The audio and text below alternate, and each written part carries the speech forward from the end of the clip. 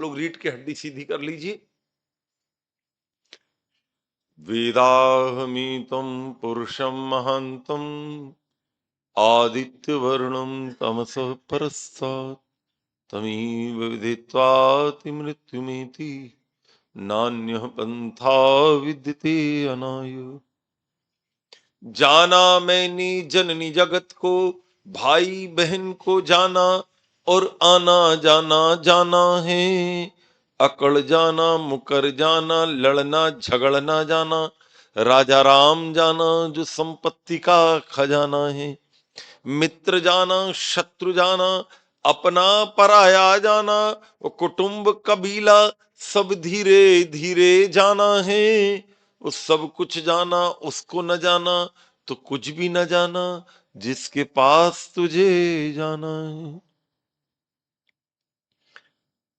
मेरे छोटे भाई और इस उड़ीसा प्रांत के सुयोग्य विद्वान, सारे देश के अनेक प्रांतों में जिन्होंने अपने उपदेश से लोगों को अलंकृत किया, 50 बच्चों को, युवकों को आपने वैदिक धर्म की शिक्षा दी, अनेक शास्त्रों को पढ़ाया, ऐसे स्वामी मुक्तानंद जी महाराज, आर्य समाज के सभी अधिकारी और सदस्य महानुभाव और श्रद्धामयी पवित्र मातृशक्ति, मेरे साथ एक मंत्र बोलिए। आप बोलिए, अग्नि तनुरसी, अग्नि तनुरसी, वाचो विसर्जनम, देववीतये त्वा गृह्णामि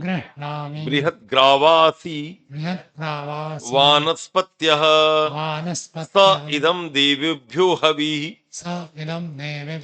समीश्व सुसमीशमीश्व हविष्कृदेहि हविष्कृदेहि। आर्य सज्जनों, ये यजुर्वेद के प्रथम अध्याय का 15वां मंत्र है। बिल्कुल सरल है, कोई ज्यादा कठिन नहीं है। थोड़ा सा विचार विमर्श इस पर करते हैं। इसमें बताया कि एक अच्छा व्यक्ति कैसा होना चाहिए, आइडियल मैन, नोबल पर्सन। तो इसने जो पहली कसौटी दी है, अग्नि स्तनुरसी, हे भगवान तुम अग्नि हो और तुम विस्तार करते हो, तनु विस्तार। आर्य सज्जनों, अभी आपको स्वामी जी महाराज कह रहे थे पैसेंस, धैर्य, उत्साह, साहस। हमारे जीवन में धीरे धीरे धीरे ये हिम्मत साहस कम होता चला जाता। जैसे जैसे हम दुनिया में उतरते हैं, हमारे उत्साह में कमी मिलेगी, आप हमारी हिम्मत में कम मिलेगी। हम धीरे धीरे अपनी धर्म संस्कृति, अपने राष्ट्र के लिए उत्साहित नहीं होते। आर्य सज्जन, धर्म के लिए उत्साहित नहीं होते। हमें कोई बहुत बता दे, थोड़ी देर के लिए उबाल आता है और धीरे से पता नहीं कहां चला जाता है वो। लेकिन ईश्वर की क्वालिटी है अग्नि। आर्य सज्जनों, अग्नि जो है वो विस्तार करती है। आप अग्नि के पास कोई चीज डाल दीजिए, अग्नि उसको समाप्त कर देगी और अपना जैसा बना लेगी उसको। ऐसा कभी नहीं होता कि अग्नि के पास जाए और कोई अग्नि जैसा ना बने, ऐसा कभी होगा नहीं। वैसे तो दुनिया में जितने भी पदार्थ हैं, प्रायः उनके पास कोई जाता है तो उनके जैसा हो जाता है। आप सूर्य के पास जाओगे, सूर्य ही बन जाओगे। आप चंद्रमा के पास जाओगे तो शीतल हो जाओगे। आप रेफ्रिजरेटर के पास जाते हो तो ठंडे हो ही जाते हो। आप किसी नदी सरोवर के पास, आज आपके राउरकेला के जो उन नदियों का संगम है, आज हमारे मित्र भाई लोग सब हमको दिखाने ले गए थे।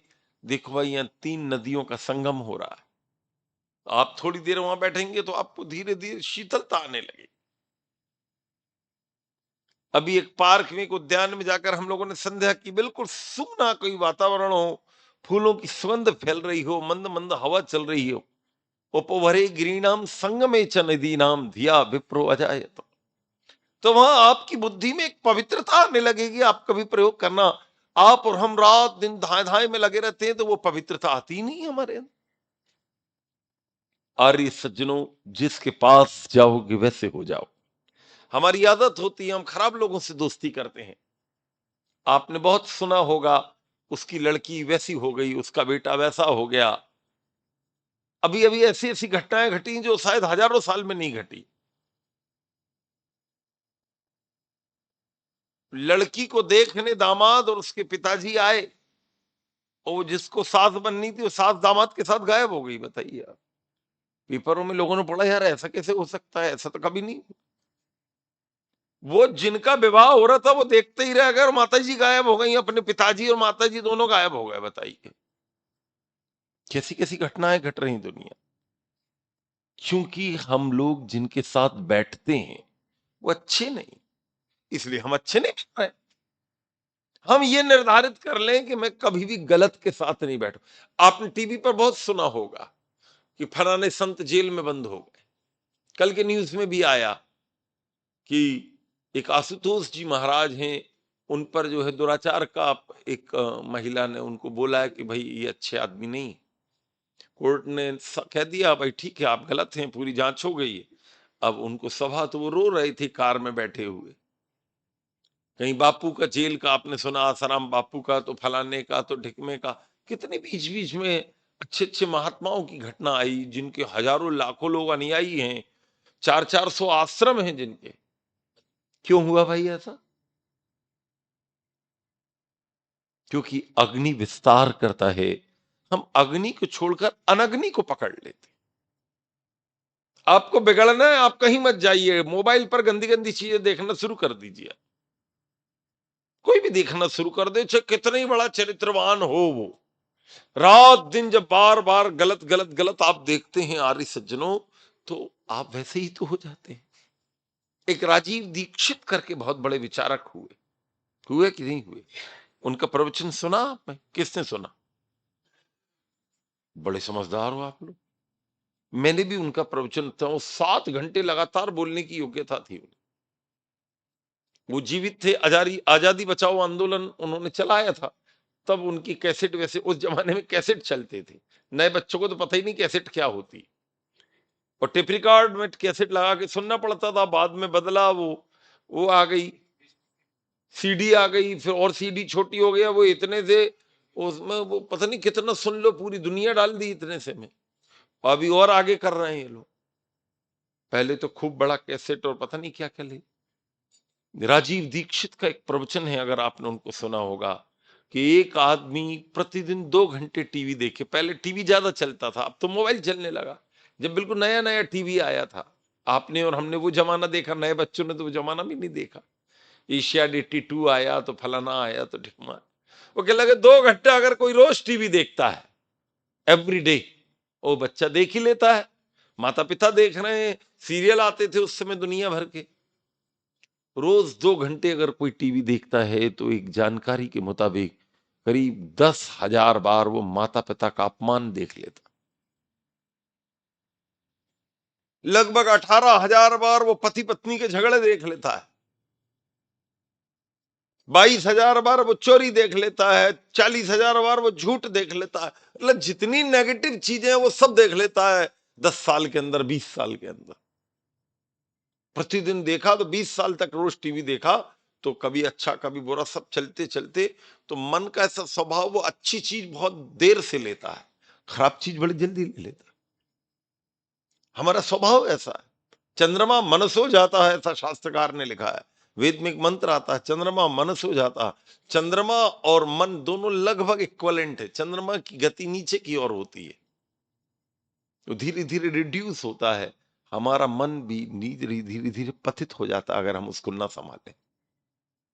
और ये सज्जनों, भाइयों और माताओं, राजीव दीक्षित कहते थे कि अगर आपने एक ही सीरियल को या एक ही कोई दृश्य को या कोई फिल्म को या कोई इस प्रकार कई दिनों तक देखा, या उसके जैसी और चीजें देखी, और 10 साल तक ये प्रक्रम चला, तो आपके मन का स्तर बहुत गिर जाएगा। आप बहुत पतित हो जाएंगे। सामान्य घटना नहीं होगी। कभी आपने देखा आपकी पत्नी के साथ आपका झगड़ा होता हो, तो थोड़े दिन में सुलझ जाता है, 2-4 दिन में। कभी आप अपनी पत्नी के चरित्र पर बहुत दृष्टि नहीं रखते, वो आप पे नहीं रखती, क्योंकि एक विश्वास है कि बच्चों की माँ जो है वो पवित्र है। बच्चों के पिताजी एक भले आदमी हैं, ये हजारों साल से अपने माता-पिता और जितने भी हजारों-हजारों गृहस्थी हैं, कोई गड़बड़ होती है क्या? लेकिन आपको टीवी में जो सीरियल्स हैं, उनमें ये नेगेटिव चीज़ें दिखाई जाती। 1 बार, 2 बार, 3 बार, 10 बार, 20 बार, 50 बार, बार-बार, बार-बार आपने नेगेटिव चीज़ देखी, तो क्या होगा? आप नहीं होंगे तो वैसे बन जाएंगे बाबूजी आप। आपकी पत्नी ने कभी चरित्र पर आपके गलत नहीं सोचा, लेकिन वो सोचने लगेगी क्योंकि उसने 80 बार वो चीज देख ली, तो उसको लगता है बच्चों के पिताजी भी गलत है। तो आपको लगेगा बच्चों की माँ भी गलत है, कभी नहीं सोचा आपने, लेकिन बार बार टीवी देखने से वो मन का एक स्थिति बन गई। इसलिए वेद का मंत्र क्या कहता है? अग्नि स्तनुरसी, अग्नि तुम्हारे सामने होना चाहिए, वो उत्साह से भर दे तुमको, अग्नि का ऊपर उठना तुम्हारे अंदर उत्साह से भर, एक उसका संचार कर दे। आचार्य ज्ञानेश्वर जी महाराज एक बड़ी मार्मिक बात कहते थे अपने प्रवचन में। बोले हम लोग पूजा ही करते रह गए। पूजा देखनी हो तो मुसलमानों की देखो।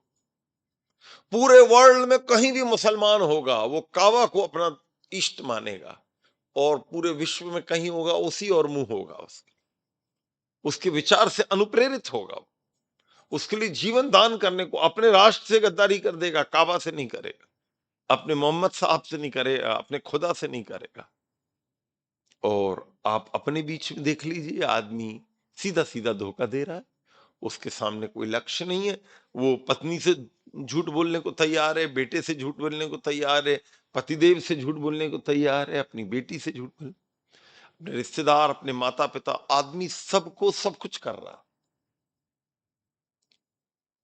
पूजा अग्नि की हमने की और आदर्श उन्होंने बनाया, हम पूजा करते रह गए और जीरो ही हो गए। कभी आप लोग हॉलैंड गए कि नहीं गए? नाम सुना कि नहीं सुना आप? Netherlands, Holland. ऐसा कहते हैं कि पूरी दुनिया को परमात्मा ने बसाया, हॉलैंड को भगवान ने नहीं बसाया, उसको अंग्रेजों ने बसाया। कैसे बसाया? मेरा हॉलैंड का पत्र यदि आपने ना पढ़ा हो तो थोड़ी उसकी झांकी दिखाई दे रहा हूं। हॉलैंड जो है वो समुद्र के किनारे पर, यूरोप का एक छोटा सा देश। और ये हॉलैंड है जिसमें मैं बैठा हूं तखत में, और ये पूरा समुद्र है। वो पीछे दूसरे देश लगे हुए हैं, फ्रांस, जर्मनी, इंग्लैंड, फलाना ढिकाना, बहुत सारे छोटे छोटे देश लगे हुए हैं। और हॉलैंड थोड़ा सही है, मान लीजिए ये तखत के बराबर हॉलैंड है, और ये पूरा समुद्र है। तो आप इधर तो बढ़ोगे नहीं, दूसरे देश है, इधर समुद्र है, तो कहां बढ़ोगे आप? अंग्रेजों ने बड़ी मेहनत की, जैसे स्वामी जी महाराज कह रहे थे, हम मेहनत नहीं करते, अंग्रेजों ने मेहनत की। हम बोलते रहे, मर्यादा पुरुषोत्तम राम ने क्या किया? पुल बना दिया। कहां पर? रामेश्वरम से आगे लंका जाने के लिए। देखा कि नहीं देखा? आप में से किसने देखा? अरे वाह, दो लोगों ने देखा है, तुमने भी देखा है। महाराज जी गए कि नहीं गए? ये बच्चे के साथ ही गए। आप देख कर आइए, हमेशा उड़ीसा में ही रहोगे, कुछ निकलोगे एक आध बार बाहर, थोड़ा निकला करो। साल में एक बार, साल में एक बार पूरे विश्व के किसी कोने को देखने जाओ, और साल में एक बार भारत की कोई जगह देखने जाओ। पूरी जिंदगी पैसा कमाओगे, बाल बच्चे, शादी ब्याह तो लगा ही रहेगा। वो साल भर में एक आध बार किसी ध्यान कैंप में जाओ, साल भर में एक आध बार किसी आसपास के आर्य समाज में किसी गुरुकुल में जाओ।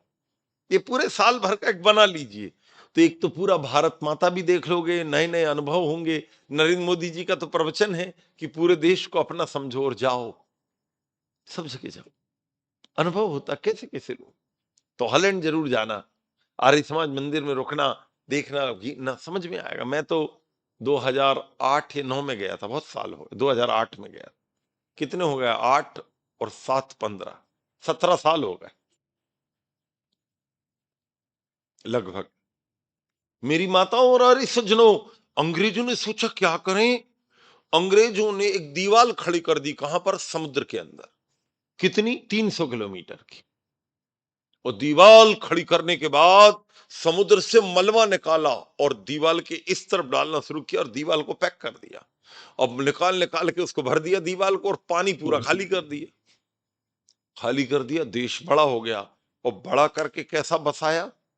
आप दिल्ली के कनॉट प्लेस को भूल जाओगे, ऐसा बसाया।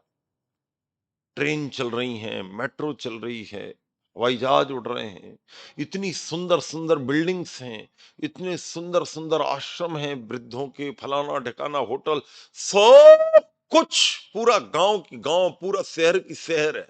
फिर इतने से भी शांति नहीं मिली, फिर 300 किलोमीटर की एक दीवार और खड़ी कर दी आगे।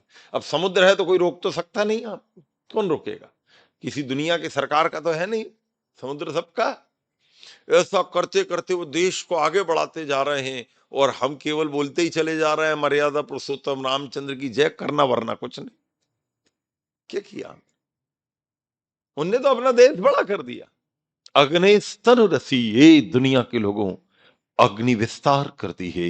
हे प्रभु तुम विस्तारक हो, मैं बढ़ना चाहता। आप मुझे अनुमति दीजिएगा थोड़ी सी, आप किसी आर्य समाज में चले जाइएगा।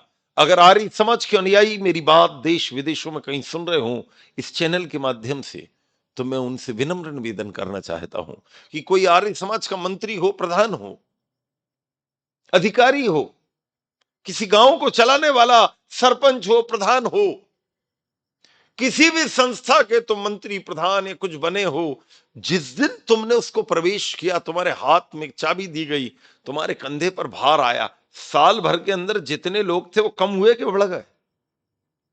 50 लोग आते थे, तुमने इतना नाटक किया वो 40 ही रह गए।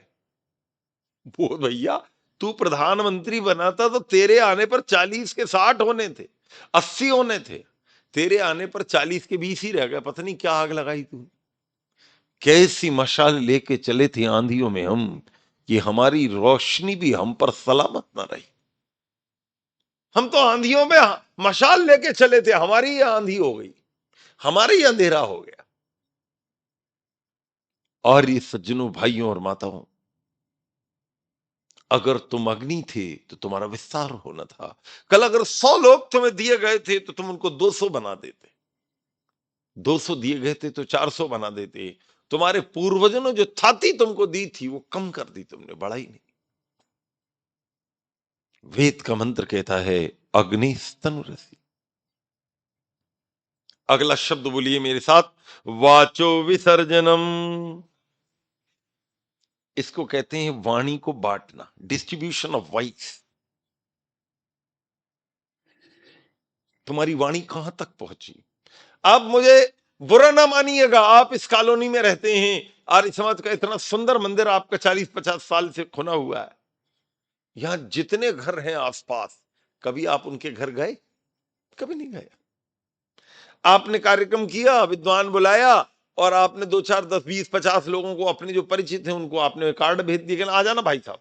अरे आ जाएंगे यार, वो तुम्हारी भाभी बाहर गई है तो मेरे घर संभालना है, तो बनमुन्ना की तबीयत खराब है, तो मेरी बेटी जो है वो मेडिकल में है तो उसको छोड़ने जाना है।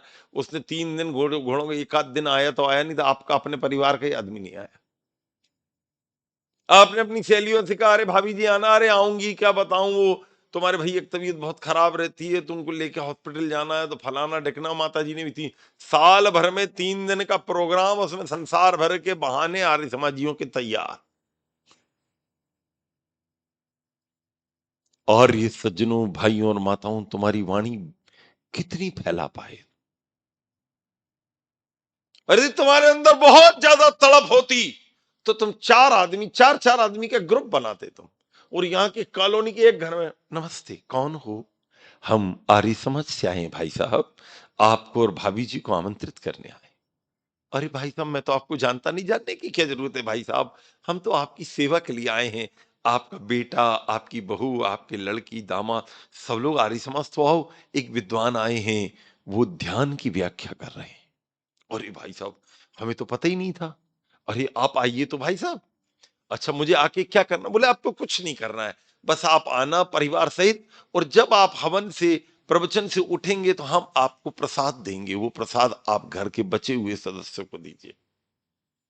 आपने लगभग 100 घरों में घूम गए पूरे आर्य समाज के लोग। मेरी माताओं और आर्य सज्जनों, जब शाम को आप आर्य समाज का प्रोग्राम करेंगे तो अभी जितने बैठे हैं उतने नहीं होंगे, 100 में से 20 आदमी भी बढ़ गया, तुम्हारा तो हाल भर दिया उसने। तुमने चाहा नहीं, हालात बदल सकते थे। मेरी आंखों के आंसू तुम्हारी आंखों से निकल सकते थे, तुम ठहरे ही रहे झील के पानी की तरह, दरिया बनते तो आगे निकल सकते थे। जिन्होंने अपनी विचारधारा फैलाई, वो घर में बैठ के थोड़ी फैलाई बाबूजी, उसके लिए पसीना बहाया। क्या समझ रहे हो? कहना बहुत सरल है कि अंग्रेजों ने सारी दुनिया के 72 देशों को गुलाम बनाया। घर बैठ के गुलाम बना लोगे क्या आप किसी? मेहनत की। इंग्लैंड कभी आप जाइएगा तो मैं जिस देश में जाता हूं उसके पूरे इतिहास का पता लगा, तो मैंने कहा यहां के बारे में तो पता लगा, सारी दुनिया के 72 देशों को अंग्रेजों ने गुलाम बनाया। 72 countries of the whole world. क्या होते हैं 72 देश बाबूजी? 72 मोहल्लों को गुलाम नहीं बना सकते आप। 72 किसी स्कूल के छात्रों को आप अपना नहीं बना सकते। उन्होंने 72 देश गुलाम बना दिए। उनकी सेना का कमांड रहा उनका राजा महारानी विक्टोरिया का, इतनी दूर तक कहते हैं सूर्य अस्त नहीं होता था। मेहनत की। तुम्हारी वाणी के विस्तार में तुम्हारा योगदान कितना। जिस वेद की तुम जय जयकार करते हो, वो जय जयकार कितनी दूर तक पहुंची है।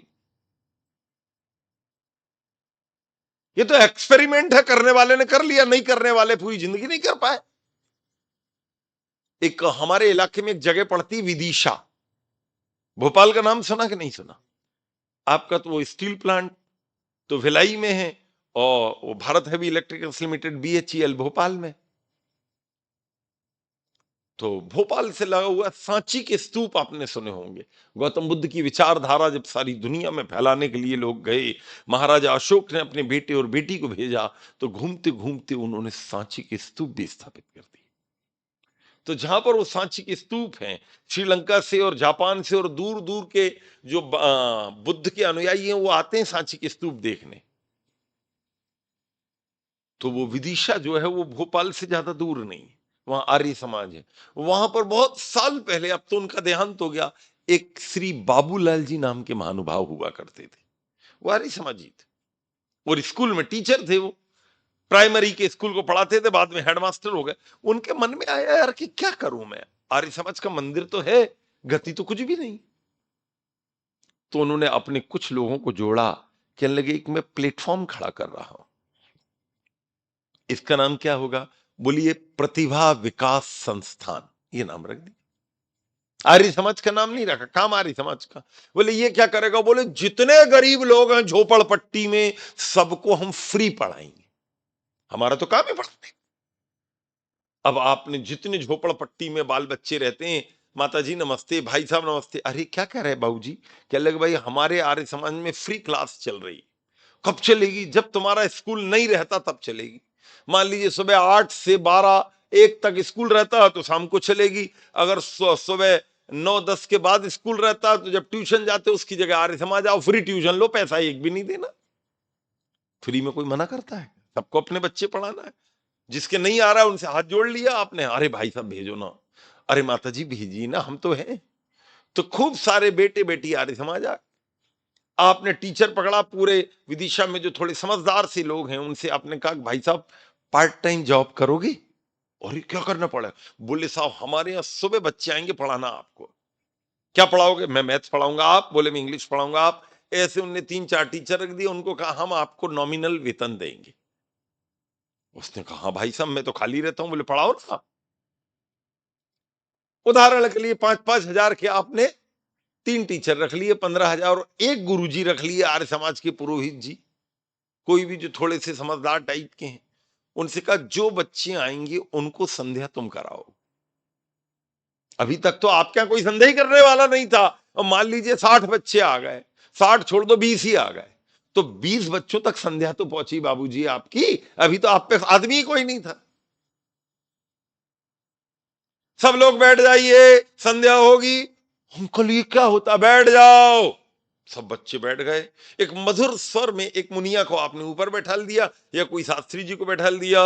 ओम शन्नो देवीरभिष्टय आपो भवन्तु पीतये संयोरभिस्रवन्तु नः। बच्चों ने 1 दिन 2 दिन बोले बढ़िया। बोले भाई जो लोग संध्या में बैठेंगे लास्ट में सबको लड्डू मिलेगा। क्लास में तो सब बैठी रहे, आपने सबकी संध्या कराई और दे दिए लड्डू। उसने अपने दोस्त से कहा मुझे तो बड़ा मजा आया यार, हर दिन नई मिठाई देते, पता नहीं कहां से ला। अब पैसे कहां से लाओगे आप? आपने जितने करोड़पति लोग हैं शहर के, जितने आर्य समाजी हैं, गैर आर्य समाज, सबसे कहा भाई साहब आपको मुझे 1,000 रुपए महीना देना है, क्या करोगे? और ये भाई साहब मैं गरीब बच्चों को पढ़ा रहे हूं। आप डायरी में लिख लीजिए आप गरीब बच्चों को पढ़ाओ, कोई मना ही नहीं करता, किसी से भी ले आओ। वो बागेश्वर ने 300 शादी कर दी। जितनी शादी हो रही सबको 50 90 90 हजार की एफडी दे रहे हैं वो, बताइए आप। 9 27 करोड़ की तो एफडी हो गई, बताइए।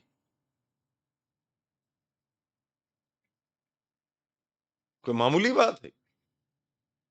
300 बेटियों की शादी कर रहे हो आप और सबको पूरा दहेज दे रहे हो आप, जेब से कुछ नहीं लग रहा है।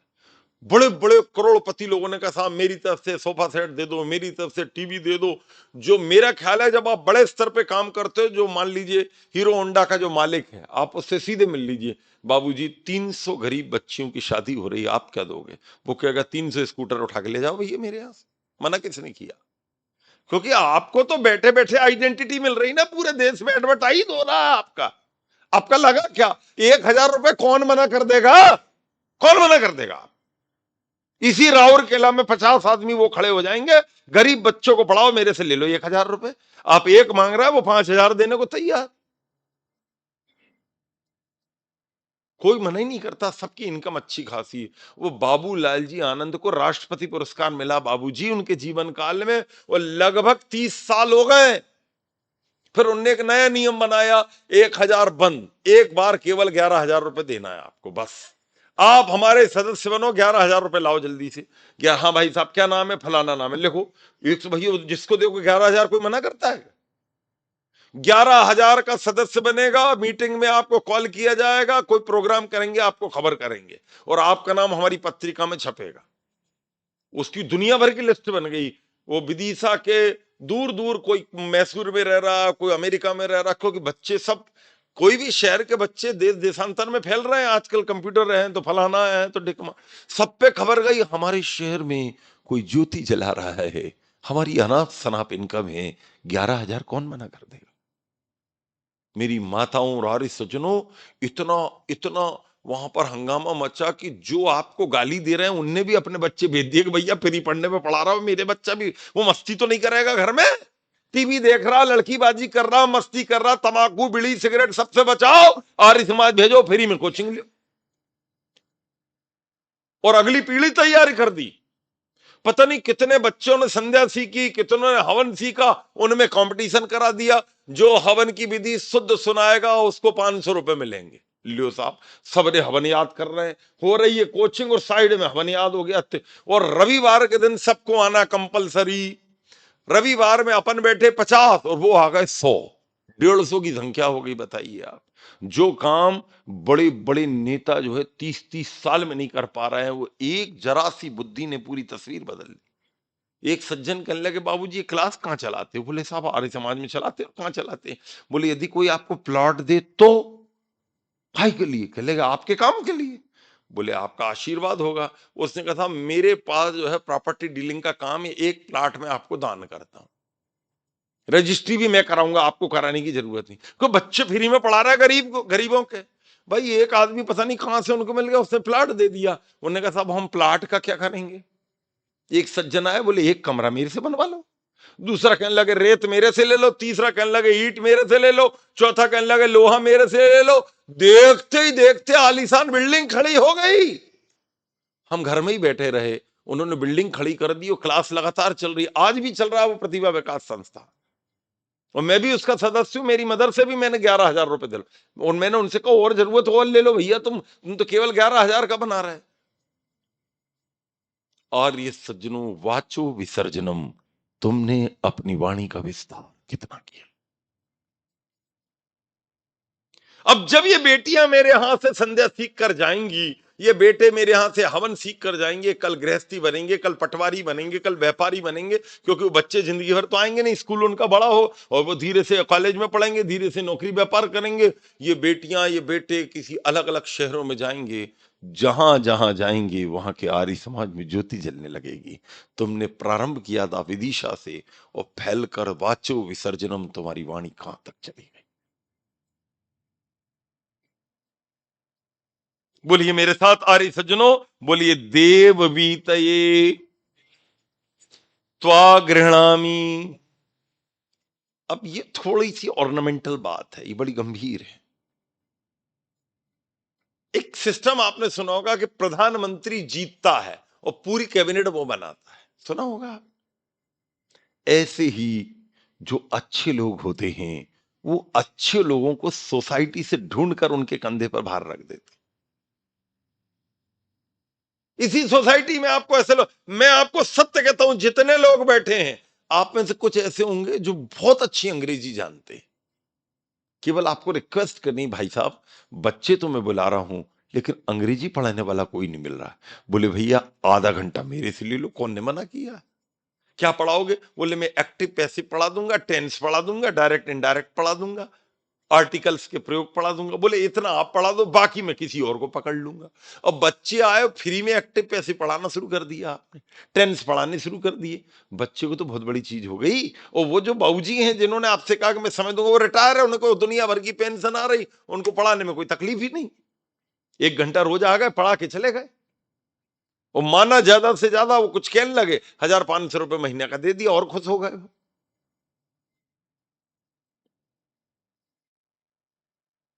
तो कोई पढ़ाने में तेज है, कोई मैनेजमेंट में अच्छा है, कोई माइक की व्यवस्था कर सकता है, तो कोई बिछावत दे सकता है कि भाई मेरी तरफ से दरी ले जाओ, घर में दरी पड़ी उपयोग में नहीं आ रही।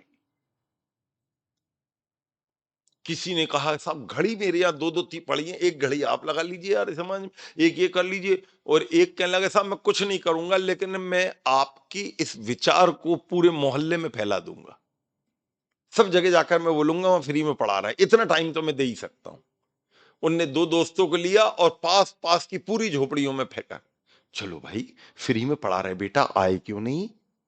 और ये अंकल क्या बताऊं, बोले बेटा गलत बात है, क्लास हम चला रहे तुम्हें आना पड़ेगा। जब बार बार बेटा बेटा बेटा बेटी बेटी आओ ना, बेटा आओ ना, अंकल जी अपने बच्चा भेजो ना, तो आपने ज्यादा दबाव दिए तो आ ही जाएंगे। तो जैसे प्रधानमंत्री अपनी कैबिनेट का गठन करता है, ऐसे सोसाइटी से अच्छे लोग लेकर आपको उनके कंधे पर भार रखना।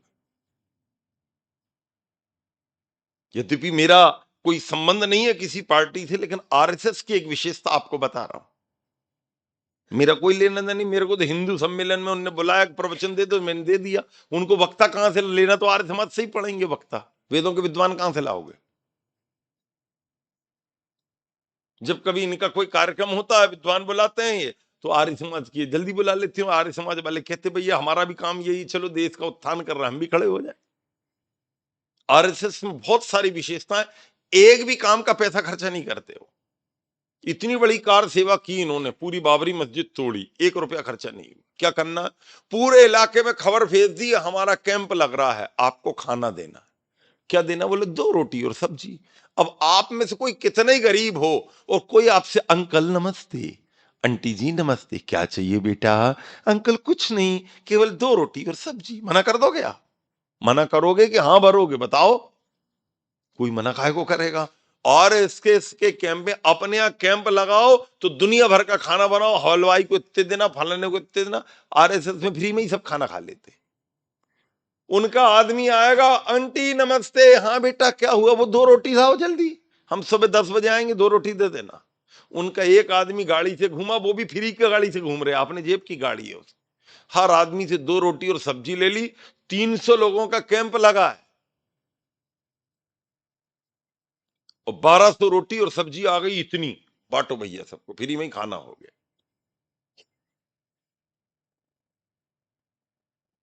योजकस तत्र दुर्लभ, तुम योजक बनते हो तो अचीवमेंट्स बढ़ जाती हैं। हमारी आदत क्या रहती, पूरे काम मैं ही करूंगा, दूसरे को कुछ नहीं दूंगा, वो फलीभूति नहीं होगा, पागल हो जाएगा आदमी, नहीं कर सकता बाबूजी। आप कहते जरूर हैं कि साहब मोदी जीत जाते हैं, मोदी ये कर ले, आपको पता है कितनी बड़ी टीम काम कर रही है उस आदमी के पीछे, कल्पना कर सकते हो कितने क्वालिफाइड लोगों को अपने दाएं हाथ के नीचे रखना पड़ता है। यह वाले क्षेत्र की पूरी जानकारी चाहिए मुझे, दिल्ली में यहीं कहां क्या हो रहा है पता किसी को नहीं, वो कौन लोग काम कर रहे हैं। अंदर ही अंदर सैकड़ों लोगों की टीम काम करती है। देश दुनिया में कहां क्या हो रहा है, मोदी को उसके वहीं बैठे बैठे खबर आ जाती है। नहीं तो कोई भी भेज दे देश को, अगर वो आदमी इतना सतर्क ना रहे। पहले भी तो इतने प्रधानमंत्री कहां इतने सफल हुए। जब वो सफल हो सकते, तुम क्यों सो रहे हो? तुमको किसने रोका? तुम भी कंधे पे भार डालो। जो नए बच्चे हैं, कलकत्ता जाइएगा आप कभी। कलकत्ता कौन गया था आप में से? मुझे मिले थे सुबह आप। कलकत्ता में एक आर्य समाज है, वहां बूढ़े लोग कोई पद नहीं लेते, सब जवान लोग लेते हैं। बूढ़े लोग कमांड करते हैं, चलाना तुमको है। नए बच्चे जो हैं, नए नए आ रहे हैं, ज्यादा उम्र नहीं, बोले बेटा इस बार तुम मंत्री बनोगे। क्या करना पड़ेगा? बोले सीखो। आप क्या करोगे? आप प्रधान बनोगे। आप बोले आपको अध्यक्ष बनोगे। आप बोले आप माइक की व्यवस्था देखोगे। आप क्या करोगे? कह लगे जो भी विद्वान आएगा ट्रेन में लेने आप जाओगे। वो क्या करते हैं, वो पूरे को डिसेंट्रलाइज कर देते, पूरे काम बिखार दिए उन्होंने। और रिपोर्ट आपको उसको देनी पड़ेगी जिसने काम सौंपा है। आचार्य ज्ञानेश्वर जी की भी यही योग्यता थी। काम सबको दिया और डोर मेरे हाथ में, पता मुझे रहना चाहिए कहां किसने सही किया गलत किया।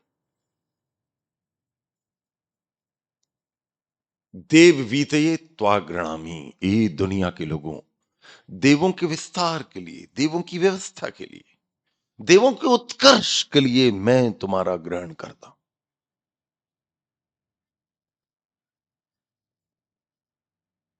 यद्यपि मेरा विषय भी नहीं है और मैं प्राय इसमें, जब किसी का विवाह होता, मैं विवाह में प्राय जाता नहीं, कराने के लिए तो बिल्कुल ही नहीं जाता। मैं कहता हूं जब शादी हो जाए तो अलग से बेटा बहू को बैठा देना, मैं तबीयत से उपदेश दे दूंगा उनको। क्योंकि तुम विवाह के समय वो जो वेदी पर बैठे उस समय इतनी खुमारी रहेगी कि तुम सुनोगे ही नहीं गुरुजी क्या बोल रहे।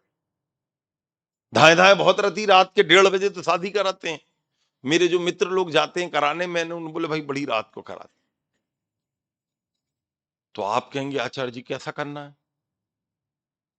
जब वो शादी हो ना, तो आप कभी भी शादी करें जीवन में, अपनी बेटी का बेटे का विवाह करें, रात में तो करना ही नहीं। अड़ जाना कहना रात में नहीं हुई।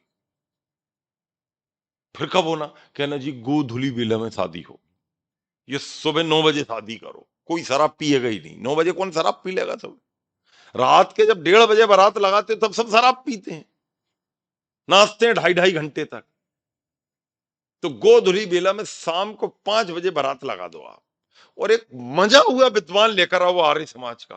कहना गुरुदेव पूरी दक्षिणा दूंगा, आने जाने का किराया दूंगा, कपड़े दूंगा, और तबीयत से दक्षिणा दूंगा जितनी अच्छे से अच्छी हो सकती है। और माइक लगा रहेगा, पूरा एक्सप्लेन करना एक एक बात को। वो क्या जल्दी कहना? कोई जल्दी नहीं, पूरी व्याख्या होगी। रिश्तेदार क्या जल्दी कहना? कोई जल्दी नहीं करेगा, पूरी व्याख्या होगी।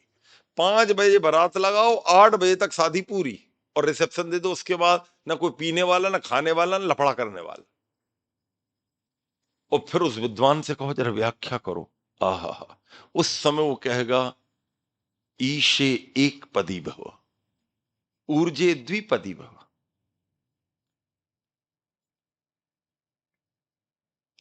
तेरा और मेरा पहला कदम किस बात का है?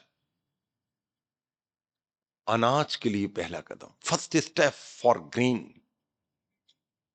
आज मेरा तुमसे विवाह हो रहा है, मैं तुम्हें रोटी दे पाऊंगा कि नहीं दे पाऊंगा? ऐसे बहुत केस आए, उनने वो लड़की भाग गई वहां, उसके यहाँ रोटी खाने कोई नहीं थी, वो झोपड़ी थी, और ये करोड़पति घर की, बाद में रो रही है हे भगवान कहाँ शादी कर ली मैंने।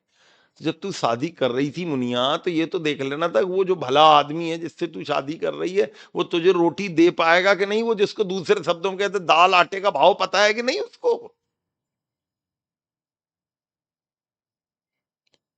ये तो एक बात है कि मैंने तो गेहूं लाके दे दिया, चावल लाके दे दिया। अब दूसरा भाव कि तू खाना बनाना जानती है कि नहीं जानती? महर्षि दयानंद सरस्वती ने एक बड़ी गंभीर बात लिखी। अरे भाई साहब हेलो, थोड़ी देर बैठे रहो मत, माता जी को लेके गायब हो।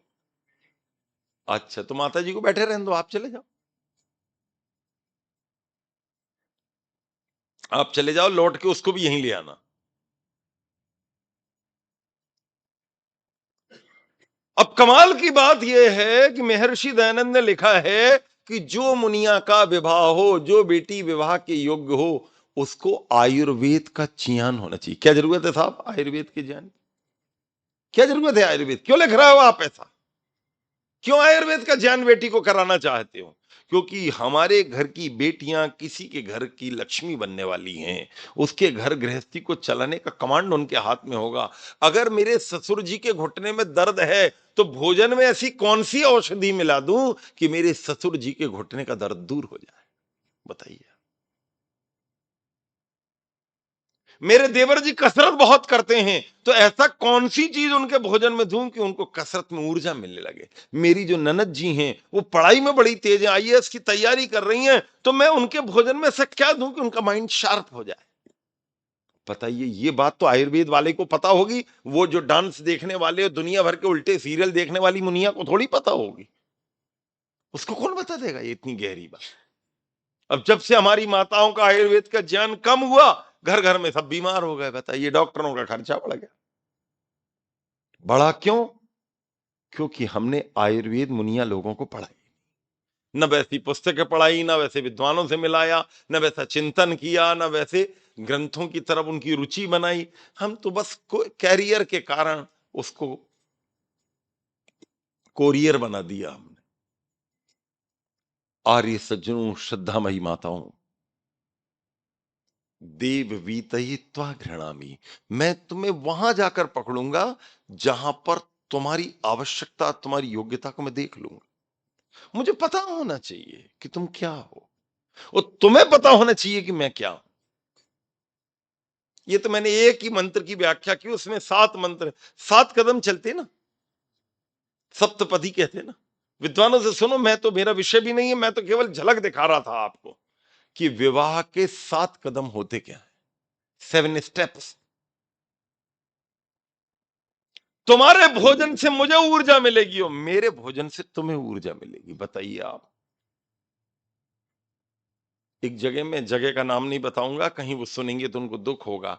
उन्होंने, मैं उनके, मेरा सा स्वभाव को, मेरे को प्रणाम करना है, मैंने कहा कैसा चल रहा है गृहस्थ जीवन? बोले बहुत खराब चल रहा है। मैं, क्यों?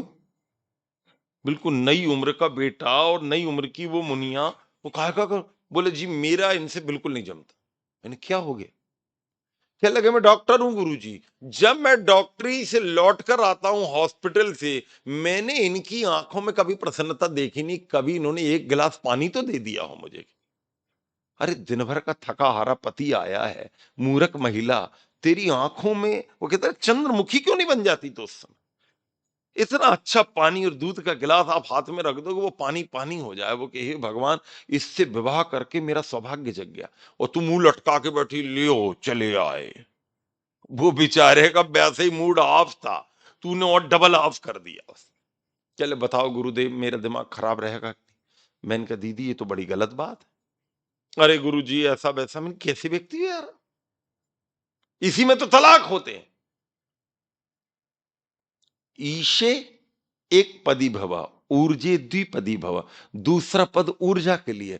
तुम्हें देखकर मुझे ऊर्जा मिलेगी और मुझे देखकर बोलो तुम्हें ऊर्जा मिलेगी। ये था गृहस्थ जीवन। आइडियल क्या होता है पता ही नहीं है इनको। वो उसको देख के बिल्कुल गुर्राता, वो उसको देख के गुर्राती। जिंदगी में कभी प्रेम ही नहीं होता। खूब मिलाई जोड़ी और एक अंधा एक कोड़ी, रोज लड़ाई हो रही, पूरा मोहल्ला देख रहा। अभी मेरा प्रवचन है 1 महीने बाद, इधर उत्तर प्रदेश के बरेली के पास एक इलाका पड़ता। तो मेरा उस समय बहुत साल पहले एक बार गया, तो मैंने प्रवचन में कहा, बोलिए मेरे साथ सब लोग, बोलो किसी भी, बोलो नहीं तो बताऊंगा नहीं, बोलो किसी भी परिस्थिति में अपने जीवन साथी के साथ बच्चों के सामने झगड़ा नहीं करेंगे। मैंने कहा आपको खूब लड़ाई करो, कोई नहीं रोक रहा, बच्चों को पहले स्कूल भेज दो तब लड़ाई करो। आप लोग क्या करते हो, जब बच्चे रहते हैं तब लड़ाई करते हो, बच्चे चले जाते तो प्रेम से रहते हो। ये उल्टा ही हो गया। बताइए। अरे भले आदमी, माताजी पिताजी खूब लड़े, किसने रोका आपको? आपका पूरा अधिकार है, लड़ाई कर करके भूत बना दो आप, लेकिन बच्चों के सामने तो मत लड़ो यार। कितनी नेगेटिव भाषा, कितनी नेगेटिव एटीट्यूड उनके अंदर जा रहा है, कुछ होश है आपको? मैंने ये बात बोली और मैं तो भूल गया कि इतने प्रवचन तो याद ही नहीं किसको क्या बता। एक माता जी मुझे मिल गई अगले दिन के, गुरु जी मेरी शादी को 16 साल हो गए, मैं आर्य समाजी परिवार से, यहां मेरी शादी हुई और मेरे पति देव से 16 साल में पता नहीं कितनी लड़ाई हो गई। जैसे ही आपने बोला कि अगर बच्चों के सामने लड़ोगे तो बच्चों का पूरा जीवन अंधकार से भर जाएगा, मेरी आंखें ही खुल गई। मैं पति देव के पास है, मैंने सुनते हो? बोले बोल भगवान। बोले मैं ये वचन देती हूं कि मैं आज के बाद तुम्हारे बच्चों के सामने तुमसे कभी नहीं लड़ूंगी, और तुम भी वचन दो। बोले भगवान मेरा तो वचन पहले ही से तैयार है, पूरे लफड़े तो तू ही कर रही थी। क्या लगे गुरुजी जो काम 16 साल में नहीं हुआ वो आपके एक प्रवचन में हो गया। मैंने कहा माता जी अब जीवन का आनंद लो आप। बोले भगवान मैं भी तुम्हें वचन देता हूं कि तुम्हारे बच्चों के सामने मैं तुमसे कभी लड़ाई नहीं करूं। बोले हमारी लड़ाई बंद करा दी आप। तुम ऊर्जा कैसे प्राप्त करोगे अपनी धर्मपत्नी से, अपने बेटे से, अपनी बहू से, अपने लड़की से, दामाद से, अपने मोहल्ले वाले से, अपने आर्य समाज के अनुयायियों से, अपने मंत्री प्रधान से, अपने विधायक से, अपने कलेक्टर से, अपने एसपी से, जो लोग तुम्हारे संपर्क में आते हैं उनसे ऊर्जा से कब भर पाओगे तुम? उनको देख के तो गुर्राते हो तुम, कैसे प्रेम हो जाएगा? और मंत्र क्या कह रहा है? देव वीतये त्वा गृह्णामि। दुनिया में जो जिस योग्यता का है उसको तुम अपना बना लो। ऐसे लोग हैं जिनकी जिंदगी में कभी लड़ाई नहीं होती, वो ये देख लेते ये कैसा है, वो वैसे ही व्यवहार करते, लफड़ा ही खत्म हो गया। अपनी रोज लड़ाई हो रही है। अरे बोले क्या करूं साहब उससे मेरी पटती नहीं, क्या करूं साहब उससे नहीं पटती, तेरी किसी से भी नहीं पटती यार, क्या करेगा भैया तू? वो आपने सुना ना, एक महिला खूब लड़ाई करती थी। बोले दर्पण खराब है, दर्पण खराब है, दर्पण खराब है, दर्पण गलत दिखाता। एक संत मिले, बोले माता जी क्यों इतना नाराज होती? बोले ये दर्पण खराब है। बोले बताओ कौन सा दर्पण खराब? दिखाया, बोले बेटा दर्पण खराब नहीं, तेरा चेहरा खराब। दर्पण थोड़ी खराब होता, दर्पण तो वही की वही है। उसमें अच्छा आदमी रहा तो अच्छा देखेगा, बुरा हो तो बुरा देखेगा। तूने अपना चेहरा बिगाड़ा हुआ है। जिस दिन तेरे चेहरे पर नूर होगा, संसार का हर क्लेश तुझसे दूर होगा, कोई आ नहीं सकता। पिक्चर्स ऑफ डोरियन ग्रे करके एक बहुत अच्छी वो कहानी आती विदेशी, पिक्चर्स ऑफ डोरियन ग्रे। उसमें ऐसा लिखते हैं कि एक बहुत बड़ा कथाकार था, संभवतः उसका नाम था सलीम। तो उसने किताब में लिखा कि एक आदमी जो है उसने एक चित्रकार से कहा मेरा चित्र बनाओ। उसने चित्र बना दिया साहब। वो चित्र बड़ा बेजोड़ बना था, उसने ले जाकर ड्राइंग रूम में लगा लिया अपना चित्र, उसको पैसे दिए, वो चले गए। 2 4 8 दिन निकले और उसने एक दिन उठा, देखा तो उसका चित्र बड़ा खतरनाक दिख रहा था। तो अरे यार इतना गंदा चित्र बनाया मैंने, इसकी नाक ऐसी, इसकी आंख ऐसी, इसके कान ऐसे, इसका चेहरा ऐसा, फलाना। चित्रकार इधर आओ। चित्रकार आया, कह लगे बाबूजी इतने नाराज क्यों हो रहा है? कह लगे तुम बहुत खराब आदमी, तुमने मेरा चित्र बिगाड़ दिया। कहां है? कह लगे ये इतना गंदा चित्र बनाया चित्रकार तुमने, पैसा पूरा ले लिया। बोले बाबूजी मुझे तो नहीं लगता गंदा चित्र है। बोले मुझे लग रहा। चित्रकार आगे लिखता है वो कथाकार आगे लिखता है कि वो चित्र इतना गंदा लगा कि वो रात को सोए तो सामने वो गंदा चित्र उसको देखे, उसने उसको निकाल के और गैरेज में लगा दिया। फिर उसका दिमाग खराब, उसने कहा बाबूजी आप मुझे बार बार चिल्लाते, ये चित्र की 2 कॉपी बनाई दी, देखो मेरा चित्र बढ़िया जो घर में अभी भी रखा हुआ है। बोले नहीं मेरा दिमाग बहुत खराब।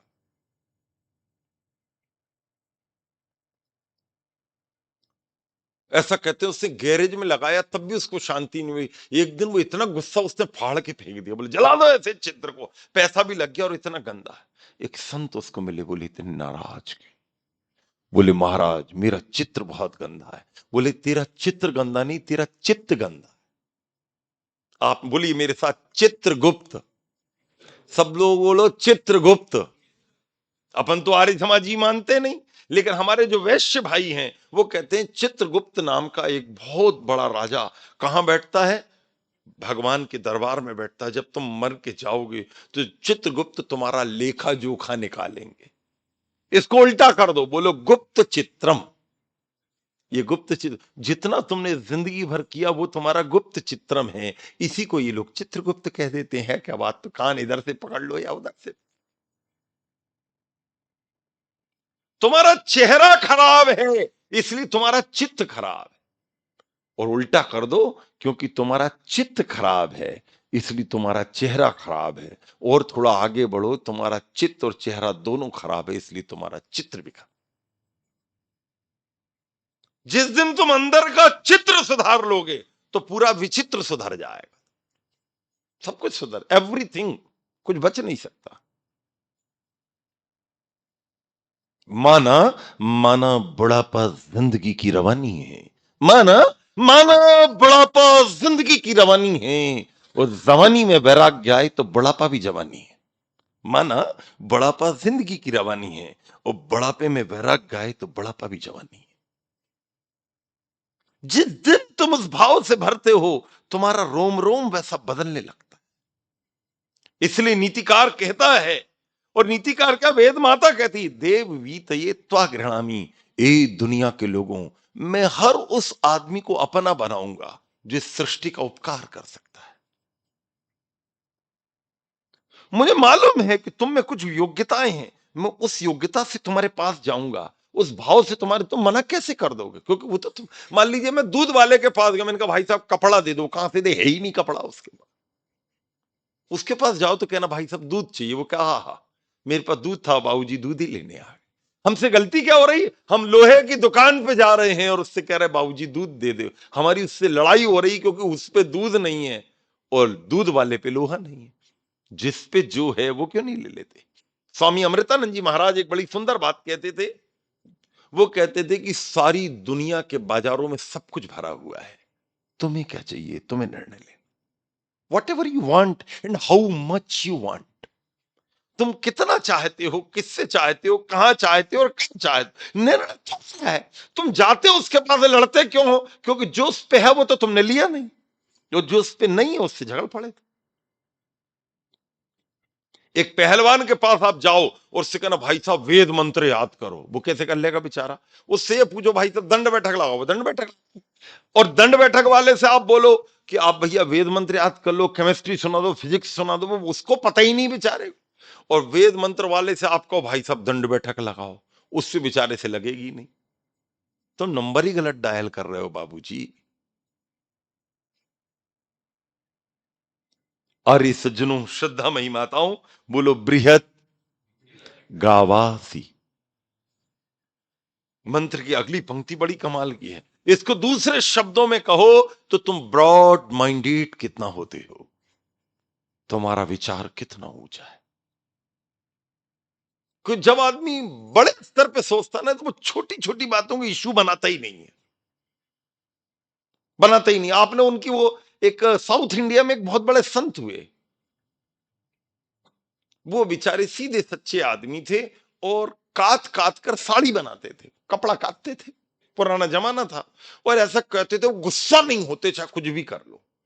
एक नौजवान ने कहा इनको गुस्सा ही दिलाऊंगा चाहे कुछ भी हो जाए। कैसे दिलाओगे, बोले देख लेना ना आ जाए गुस्सा तो। वो गया, कह लगे महाराज जी नमस्ते, आओ बेटा बैठो। वो तो बिल्कुल मधुरता से भरे हुए थे। बाबूजी कोई कपड़ा दिखाओ, उन्होंने कपड़ा दिखा दिया। बाबूजी कितने का है, बोले 100 रुपए का है। उसने 20 से फाड़ दिया, बोले ये कितने का है, बोले बेटा ये 50 रुपए का है। उसने उस 50 रुपए वाले को फिर 20 से फाड़ दिया, बोले ये कितने का, बोले बेटा 25 रुपए। उसने उसको फिर से फाड़ दिया, ये कितने का है, बोले ये 13 रुपए का। उसने उसको फिर से फाड़ दिया, बोले ये 7 रुपए का। उसने फिर से फाड़ दिया, बोले ये कितने का, बोले ये 4 रुपए का। उसने उसको फिर से फाड़ दिया, बोले ये कितने का, बोले ये 2 रुपए का है बेटा। उसने फिर से फाड़ा, बोले ये कितने का है, बोले 1 रुपए का। अब इतनी बड़ी साड़ी को काटते काटते उसने 1 रुपए का बना दिया। और वो सोचा अब तो महाराज चिल्लाएगा पक्का। उसने लास्ट में बोला कि अरे बाप रे, तो इतना छोटा टुकड़ा हो गया है, मेरे कोई काम का नहीं रहा गुरुजी, अब तो मैं खरीद ही नहीं पाऊंगा। बोले बेटा सही तो बोल रहे हो, इतना छोटा टुकड़ा तो दुनिया में किसी के काम का नहीं होता। कोई बात नहीं बेटा, अब वो लड़के को काटो तो खून नहीं, कि मैं इसको दिलाने आया था गुस्सा, वो इसने मेरा ही काम बैठा लिया। वो तो उठ के जाने लगा, बोले हाँ बेटा बहुत अच्छी बात है, पूरी साड़ी ही ली जाती है, आधी फटी हुई थोड़ी ली जाती, सही तो बोल रहे तो। वो जाते जाते लौटा, और लौट कर उसने अपना सिर महाराज जी के चरणों में रख दिया, बोले महाराज मैं तो आपको गुस्सा दिलाने आया था, आपकी पूरी साड़ी फाड़ दी और आपके चेहरे पे गुस्सा नहीं आया। बोले बेटा गुस्से की क्या बात है, बेटा साड़ी कत गई तो फिर से बन जाएगी, लेकिन मन खट गया तो फिर कभी नहीं बने। उसने कहा मेरी आंखें खोल दी महाराज, मैं मन को ही फाड़ने निकला था।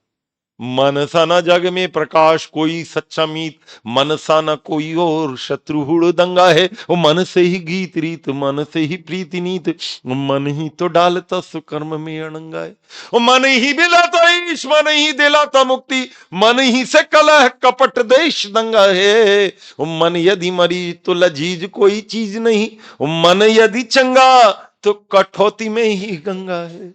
यदि तेरा मन टूट गया बेटा तो जिंदगी में कब बना पाएगा, मेरी साड़ी तो फिर बन जाएगी लल्ला। उसने कहा गुरुदेव गलती हो गई, मैं आपको कहां ले जाने आया था और आप कहां खड़े। अरे सज्जनों, श्रद्धामयी माताओं, बृहद गावासी, जब तुम ब्रॉड माइंडेड होते हो तो दुनिया में तुमसे कोई झगड़ा नहीं कर सकता। तुम्हारी एक्सपेक्टेशन, वो कहते ना, तुम्हें खतरे का अंदाजा नहीं है, तुम्हारे घर में दरवाजा है और तुम्हें खतरे का अंदाजा नहीं है, और मुझे खतरे का अंदाजा है लेकिन मेरे घर में दरवाजा ही नहीं। आप उसका निचोड़ोगे क्या, वो तो पहले ही छोड़ के बैठा हुआ है। ऐसा कहते हैं ना, जो आदमी नीचे बैठता है उसको कोई नीचे उतार ही नहीं सकता, वो तो पहले ही नीचे बैठा, उतारोगे कहां। एक व्यक्ति एक आर्य समाज में प्रवचन गए देने गए, बोले मुझे ये चाहिए, मुझे ये चाहिए, मुझे ये चाहिए, उनने सब लाके दे दिया। एक दूसरे संत प्रवचन, बोले आपको क्या चाहिए, बोले मुझे कुछ भी नहीं चाहिए, मैं तो आपको देने आया हूं, आपसे लेने ही कुछ नहीं आया। वो तो पानी पानी हो गया, बोले कमाल हो गया, ये जितने आए सबकी लिस्ट, आपकी कोई लिस्ट नहीं। बोले नहीं, काय की लिस्ट, साबुन मेरे पास है, वॉशिंग पाउडर मेरे पास है, रस्सी मेरे पास है, धोने वाले मेरे, सब कुछ मेरे पास है, तुम तो उपदेश सुनने आ जाओ, धन्यवाद तुम्हारा। कि हे भगवान, मेरे जीवन की पहली घटना है, इस आदमी की एक्सपेक्टेशन ही कुछ नहीं, इसको कुछ चाहिए ही नहीं। बृहद गावासी, तुम ब्रॉड माइंडेड कितने होते हो। और सज्जनों, श्रद्धामयी माताओं, मेरे साथ बोलिए वानस्पत्य। इसका बहुत सीधा सीधा अर्थ है कि आदमी को वनस्पति पर निर्भर। आज की पूरी दुनिया के लाखों लोग मांसाहार से ग्रस्त हैं। आप तो उड़ीसा में रहते हैं, कल भी मैंने थोड़ा निवेदन किया था आपसे, बाजू में आपके बंगाल लगा हुआ है, बाजू में साउथ इंडिया लगा हुआ है, बाजू में बिहार लगा हुआ है आपके यहाँ। जहां जहां गंगा का पानी गया, हजार लोग मांसाहारी होते चले गए। जहां जहां समुद्र है वहां हजारों लोग मांसाहारी है। मेरी माताओं और आर्य सज्जनों, जो लोग मांसाहारी होते हैं उनकी करुणा धीरे धीरे कम हो जाती है और आगे चल के तो समाप्ति हो जाती है। वेद मंत्र कहता है अगर आइडियल बनना चाहो, तुम्हारी किसी भी क्रिया से किसी प्राणी को कष्ट नहीं होना चाहिए। और इस सज्जनों, श्रद्धामयी माताओं, बोलो स इदम देवेभ्यो हवि समीश्व सुसमीशमिश्व। ये पूरा की पूरा जीवन जो है देवों की हवि बन जाए।